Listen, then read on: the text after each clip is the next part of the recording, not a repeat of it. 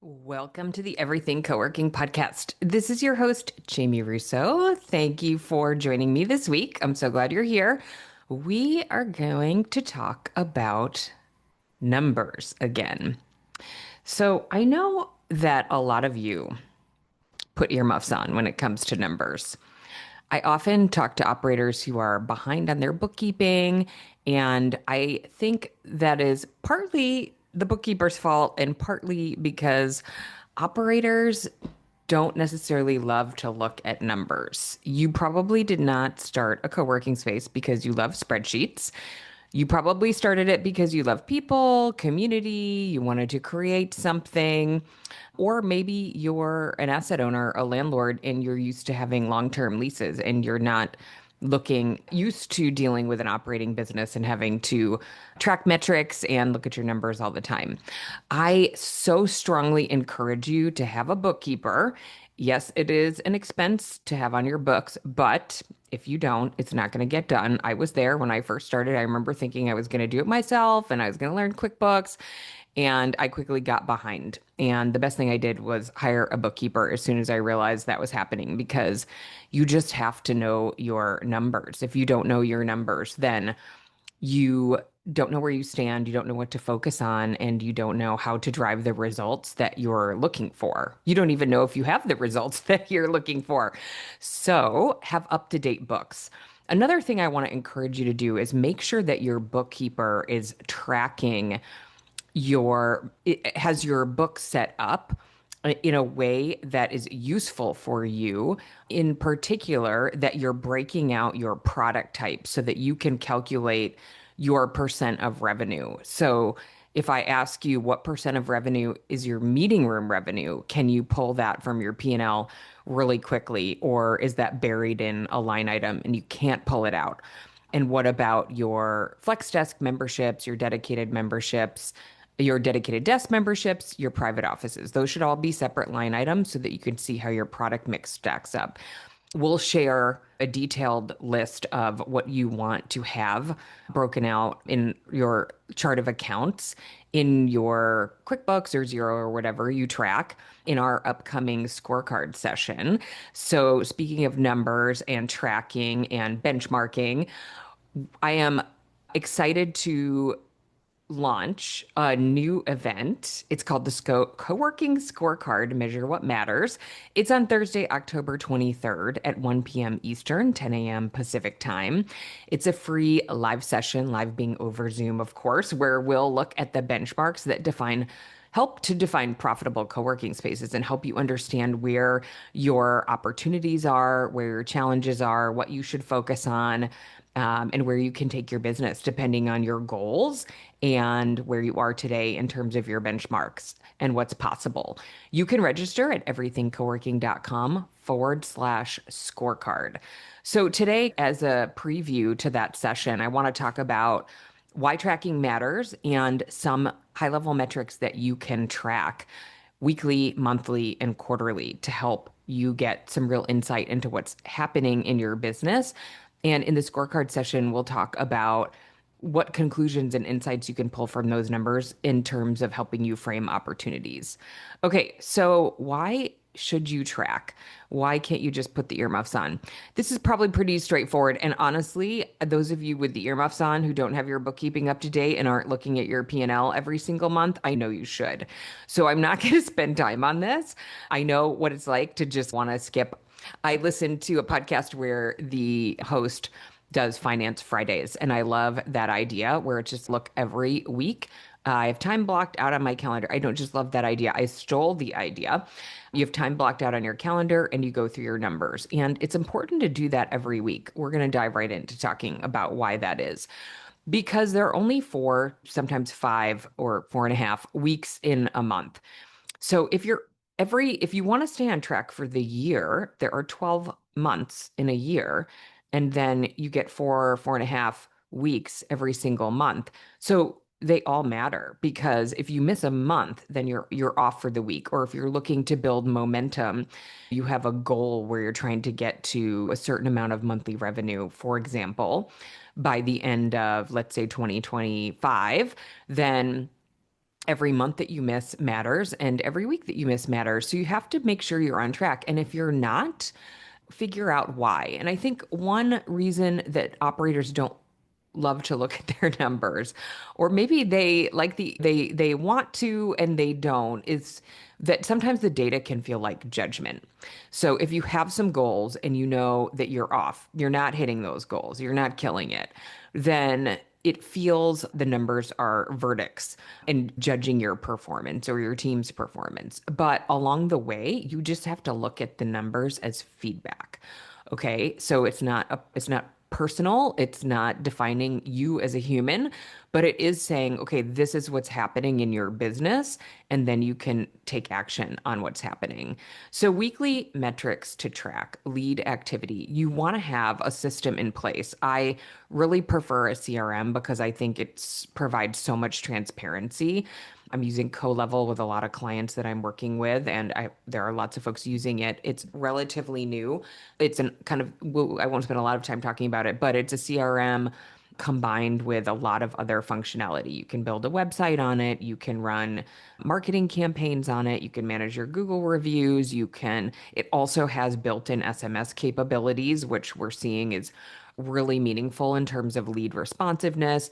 And it has an AI bot, which is also really important for lead responsiveness. So we've been spending a lot of time on the responsiveness theme lately, and it's really important. But if you're using a spreadsheet, that's fine. Just make sure you're using the spreadsheet. Post-it notes are really not okay. If you're using post-it notes, then you're probably not as organized as you need to be, and or you don't have the kind of lead volume that you really need to have in this business. You probably need to consider that as well. So you want to cover and track new inquiries, tours booked, tours that actually happened, and then conversions from those tours.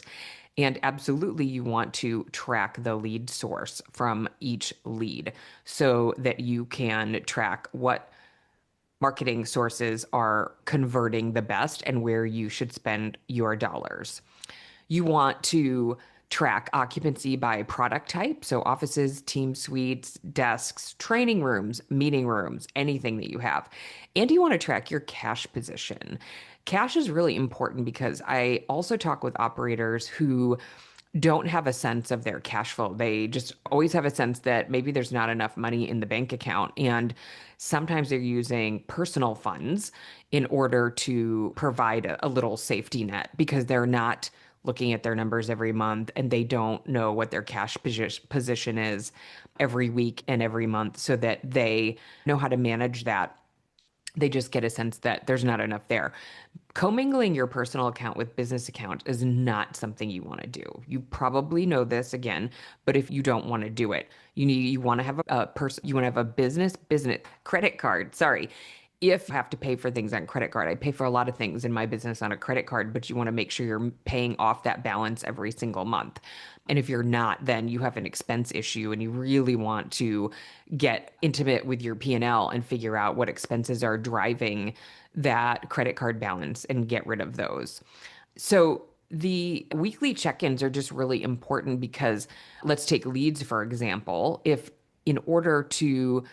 you're a newer co-working space and you're still ramping up and you need to hit 10 new members every month in order to get to stabilization by a certain amount of time. And we'll talk about what's typical for that ramp up period in our scorecard session.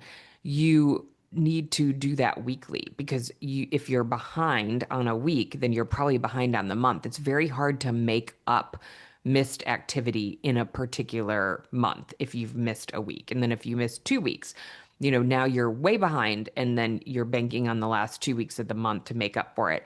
Now, it's always possible that you might make up for it. You might get a large team that comes in and closes. You might just suddenly get lead activity for meeting rooms or virtual mailboxes, but that's lucky. And you just want to make sure that you are focused on whether the leads are coming through in the right cadence. And if they're not, then what levers can you pull? Monthly metrics, you want to look a little bit bigger picture here because the weekly metrics are driving the monthly metrics. Revenue per square foot, average revenue per member, meeting room and event member revenue, and what percentage each of the meeting and event revenue is as a part of your total revenue. Operating expenses is a percentage of revenue. So this is where managing expenses comes in, and operating expenses per square foot. I like to measure everything in terms of square foot because if you ask another operator how much are you making on meeting rooms, for example, how many meeting rooms do they have? What size are they? There are so many factors that play into meeting room revenue that just asking what the dollar amount is not helpful, or just knowing that for yourself. You want to know what percentage of total revenue that is, and you want to know things like revenue per square foot. Because if you have a 3,000 square foot space, but somebody else has a 10,000 foot space, then their monthly revenue is going to look totally different from yours. The real question to go apples to apples is revenue per square foot. Ideally, it would be revenue per usable square foot, because your rentable square foot and your usable footage are not the same. But we won't get into that detail right now. And then quarterly, you want to look at profitability, operating margin, member churn and lifetime value, lead source performance, and take a look at benchmark comparisons. And that's part of the reason we're starting the scorecard, because you can use the benchmarks as to help you set goals. Because when you're operating in a silo, again, you may have no idea, what should my profitability be? What's typical for a space that's my size or in my market? How much member churn is typical? What lifetime value should I expect, etc. So your profitability is your ultimate reality check. It shows whether your efforts are actually compounding into results. So leads are converting, pricing is going up. There are many levers that can impact profitability, and you're setting goals and then pulling levers and looking for success to increase your profitability, or you're managing expenses. It is, in every single business, much harder to manage expenses than it is to add revenue. So you can only manage your expenses so much, especially in our business, right? You can't change your rent. You can't generally change your staff expenses unless you are overstaffed. And that's something I always looked at. I'm in Chicago for the GWA conference, and we toured a co-working space yesterday. And the woman giving the tour said they had 5 full-time people, maybe it was 6 on staff for 20,000 square feet. And this is something we'll talk about in our scorecard session, but that is a very high number. So I started digging in. I was like, okay, she said they had an IT guy. I said, okay, what does your IT guy do full time for 20,000 square feet? And he said, oh, the IT guy is actually only dedicated to us X% of every week. He's actually supporting these other locations and these other markets. And when you have to understand, again, when you're just asking a simple question, the answer that you get may not on the surface level represent what is actually happening on the P&L. So she referred to an IT guy as a full-time staff member. And when I dug into it, I realized, okay, it's an allocation for an IT guy who's spending time on 20,000 square feet. I will mention, by the way, we can talk about this in our scorecard session, but when I'm reviewing P&Ls for clients, I often see very high technology costs for smaller spaces. If you have a space that's under 20,000 square feet, you probably want to get some external review of your expenditure, because you should have a pretty simple tech stack that your members can use pretty easily without a really heavy monthly support fee that you're paying as a retainer, etc. Once you get over 20,000 square feet, there's more complexity. You may have enterprise users, etc. But I see that as an expense challenge often. A little side track. Okay, member churn. It is much harder to get a new member than to keep a member. So, how are you managing renewals? What conversations are you having? What systems do you have in place to manage renewals, check in with members, manage member engagement, etc.? Lead source performance. Again, what marketing efforts are actually delivering? I had a great conversation with another operator. I'm hosting a marketing panel tomorrow. And I was asking this operator what questions they had about modern marketing today, which is what our panel is about. It's a panel with Kevin Whelan, Ruben Lau, and Taylor Mason, all superstars in their own right and in their own little niche of co-working marketing. And he said, what's most important to us is where are we getting leads that are actually converting? He said, for example, we ran Facebook ads and we got a lot of leads when we ran Facebook ads, but they didn't convert. And that is a theme that I tend to hear from multi-site operators. I'm not saying they never work, but you have to test them and then be able to track your lead sources.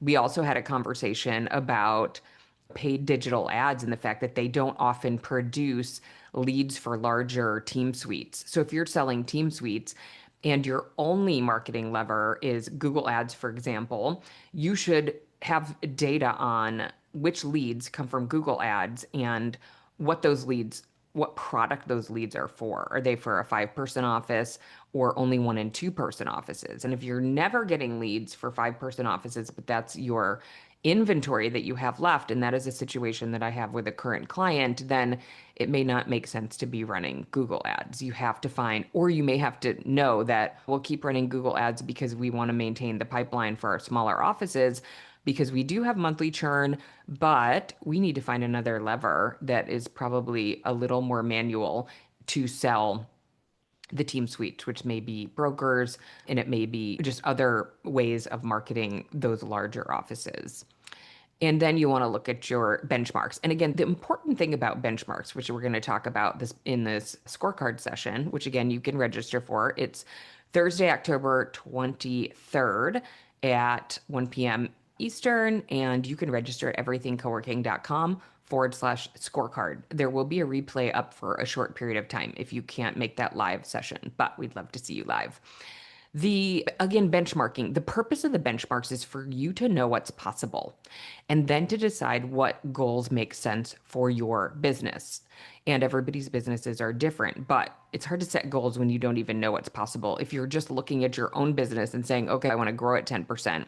Or maybe you're starting a space and you say, I want it to produce this much profit in a year, and you don't actually know how to design a business to make that possible. So you want to know what the benchmarks are. And I find it really inspiring. I was in a meeting yesterday and one of the operators said they're experimenting with a new format of meeting room, which I think is really important. We'll do a couple of sessions on meeting room design and marketing because meeting room demand is where we're getting the hockey stick post COVID. It's not as much private office flex desks, et cetera. It's that on demand that we're seeing demand for. How many times can I use demand in one sentence? Anyway, this is one of my favorite topics because I think there's not a lot of focus put on them, and I think a lot of them are really mediocre. So meeting room design is really exciting and I think very on trend right now. And back to this operator, she said she's experimenting with a new format and she's just getting started. But even now, meeting room revenue is 12% of her total overall revenue. And you also want to track the absolute number because if your revenue is anyway, which is exciting, right? Because for a lot of operators, their meeting room revenue is minimal. So for you, it's a question. There are a lot of questions you can ask around that, and we'll talk about that in a longer conversation. But it's exciting to know what some operators are doing and what might be possible for you. And percent of revenue and also absolute numbers are helpful. Oh, what's possible in a certain type of market? Okay, if that's not my market, what might be possible for me and what might be the limitations? If parking is really bad, then you may struggle with meeting room revenue, but knowing what's possible. The important thing about tracking is you want to pick the metrics that are important to track and that really help you make decisions in your business and help decide what to focus on. There are a lot of things you could spend your time doing, and you want to spend your time on the activities that actually drive results and where those results are aligned with business goals of yours. So, understanding benchmarks and then tracking the metrics that align with those benchmarks is what you want to do. And then you want to get in a cadence of tracking those benchmarks weekly so that you can pull the levers that you need to pull in order to stay on track, or at least be looking at the numbers so that you know when you're off track and can look for opportunities to get back on track. Okay, your numbers aren't something to fear. They're your clearest path to consistency and growth. And the more you engage with them, the more confident you'll feel about where your business stands and where it's headed. And again, it's not a judgment about you as a human. It is simple feedback about where your business is at and how it compares to what's possible with this business model in your market, with your product mix, etc. Look at it as a data point that does not need to have emotion around it.